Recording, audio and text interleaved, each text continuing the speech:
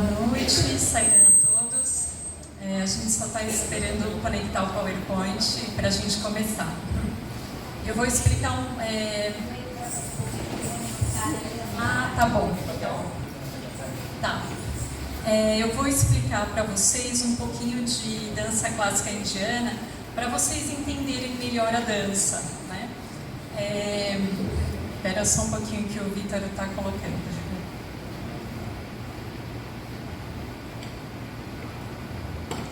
Então, eu vou explicar o contexto geral da dança clássica indiana. Existem 8 danças clássicas indianas na Índia, né? Então, são 8 tipos que as pessoas desenvolvem para ter essa devoção a Deus, né? Pode passar. Então, como é que surgiu a história da dança na Índia? Como é que as pessoas começaram a dançar? De onde veio essa história de Shiva dançarino e da Índia dar tanto valor para a dança? Pode passar. Então eu vou contar a historinha. Então, nas brumas de um tempo perdido, os deuses andavam extremamente entediados. Eles estavam cansados, a vida deles era muito boa e eles não tinham o que fazer. Então, o que eles falaram? Brahma, por favor, inventa alguma coisa pra gente, você é o criador do universo, então inventa alguma coisa pra gente sair desse tédio. Pode passar. Então Brahma, com a ajuda de Sarasvati, que é a deusa do mais elevado conhecimento e das artes, ela pediu a Bharata Muni, que era um grande sábio, que redigisse o Natya Shastra. Natya Shastra é um guia do drama, da dança e da música indiana. Pode passar. Então, terminada a grande obra, eles convocaram todos para a apresentação dessa dança, desse trabalho. E no divino banquete estavam presentes todos os seres celestiais, especialmente Vishnu e Shiva, que junto com Brahma formam a sagrada trindade hindu. Pode passar. Então esse foi o compêndio que eles criaram. Diante do deleite de todos, Brahma, Sarasvati e Bharata Muni perceberam que seus esforços haviam sido compensados. Eles criaram algo para trazer um deleite para os deuses. Os deuses estavam realmente extasiados. Pode passar. Então, mais o importante é que eles criaram um caminho ideal para que os deuses fossem representados aqui na Terra, né? Para que as pessoas pudessem entender um pouquinho mais da divindade deles. Então a dança seria a janela da alma, o espelho dos deuses.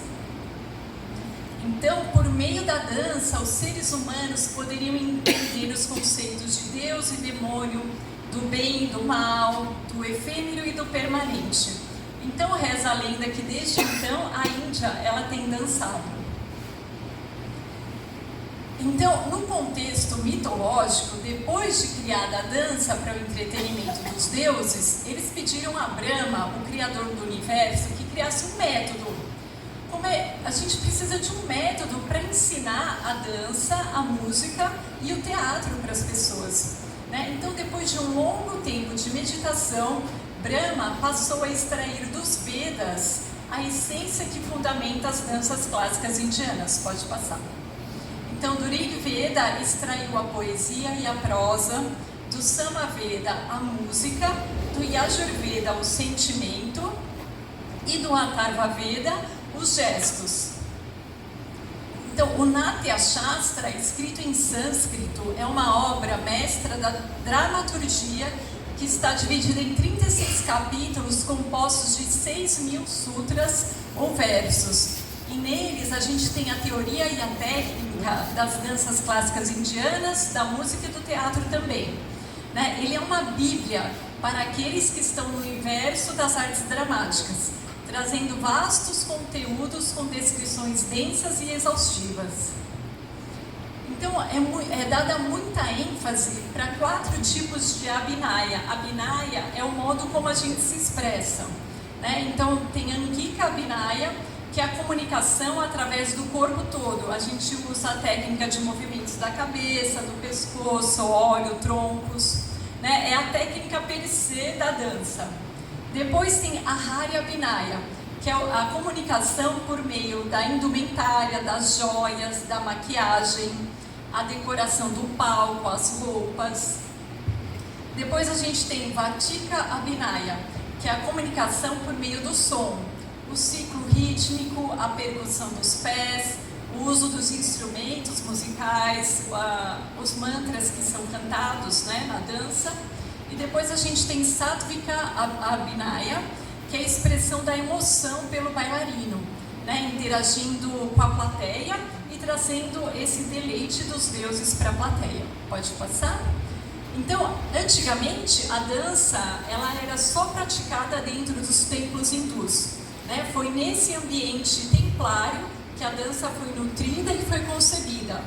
Então, o dançarino, ele tem que ir além da técnica, ele tem que aprender também todo esse aspecto devocional, tem que aprender sobre escultura para saber as dimensões do corpo, a filosofia, a mitologia, né? Então, o dançarino ele tem que ter essa formação completa para conseguir transmitir essa sabedoria dos deuses.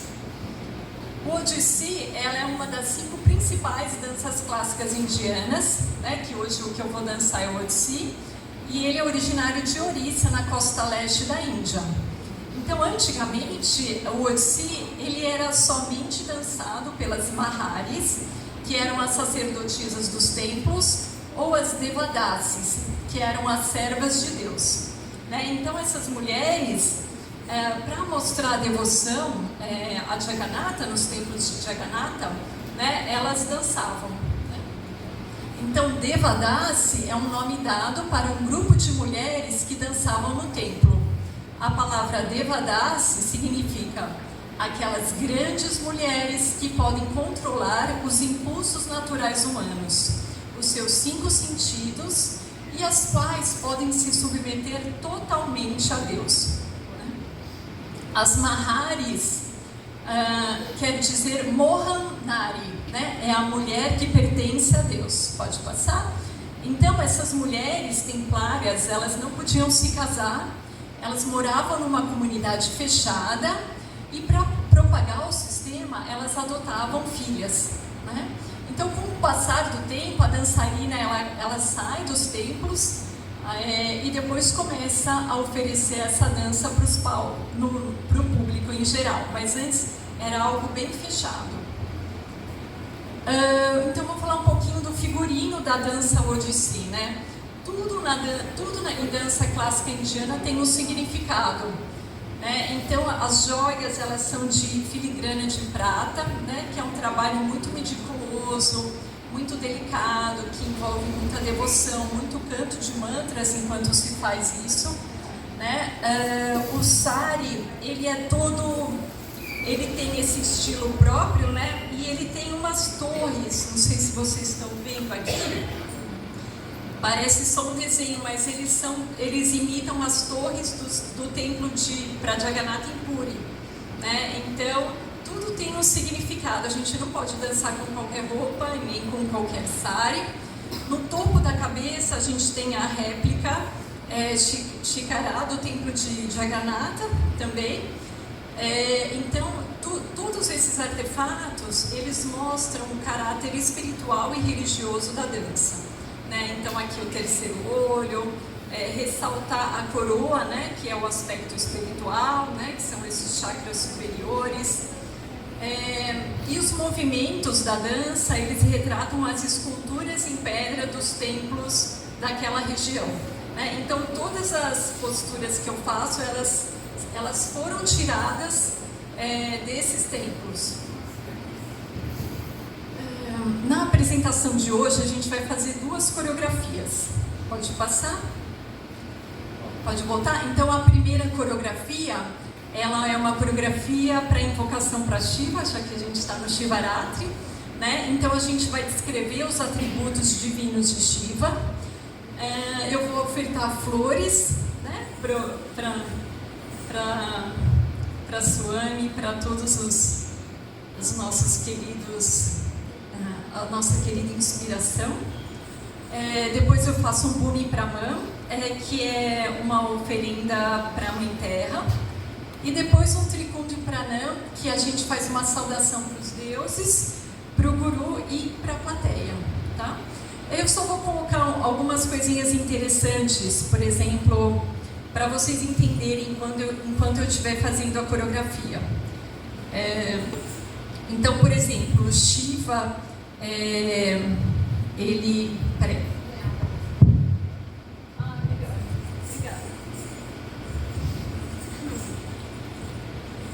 Shiva que mata os demônios.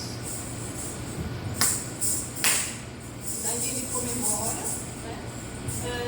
Shiva, quando ele canta porque ele matou os demônios também. Então o som ele sai aqui. Quando saem raios do terceiro olho dele para matar os demônios.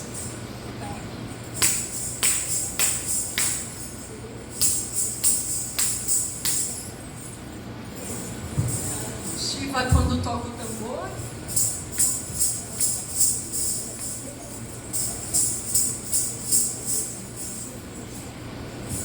Shiva quando toma o veneno rala-rala e sai vitorioso.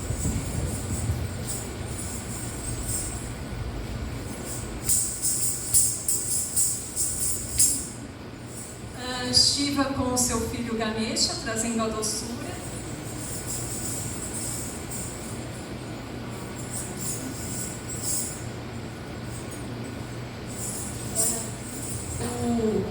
O rio Ganges saindo dos cabelos de Shiva.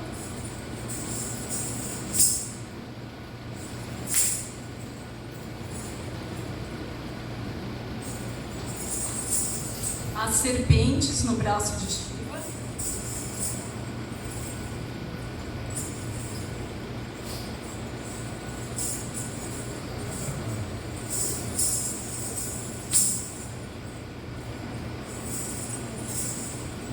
Acho que é isso, só para vocês terem uma ideia, tá bom? Pode passar o próximo slide. Pode. Então, vou também. Deixa eu só explicar um pouquinho. Então, a segunda coreografia, ela se chama Moksha, né? Que Moksha é a última meta da vida, é a libertação do ciclo de nascimentos e mortes. Então, esse item, né, ele é uma metáfora da aspiração de toda a disciplina espiritual dos bailarinos para que a gente crie um ambiente de transformação, tanto em mim quanto em vocês, tá? Para que vocês sintam essa força. E uma coisa que eu acho bem bacana nessa coreografia é que ele fala bastante da união do feminino e do masculino, né? Então a gente une bastante esses dois aspectos. Então a gente faz uma saudação, por exemplo, para Narayana, e o aspecto feminino, para Shiva, Gauri. Então todas as poses elas falam desse aspecto feminino e masculino. E a minha parte preferida é quando a gente oferece a nossa entrega para Shiva. É uma parte pequena da coreografia, mas que sempre me toca muito, que eu acho bem bacana, que é essa daqui. A gente oferece.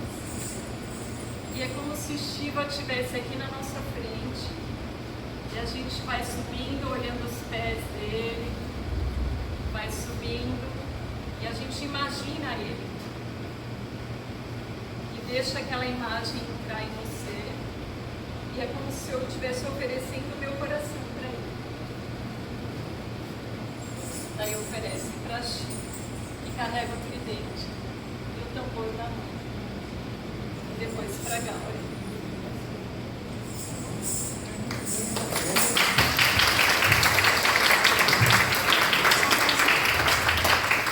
Então o último slide é: louvada seja a dança, pois ela liberta o homem do peso das coisas materiais.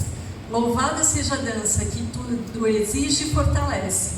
Saúde, mente serena e uma alma encantada. de Santo Agostinho. Então, muito obrigada.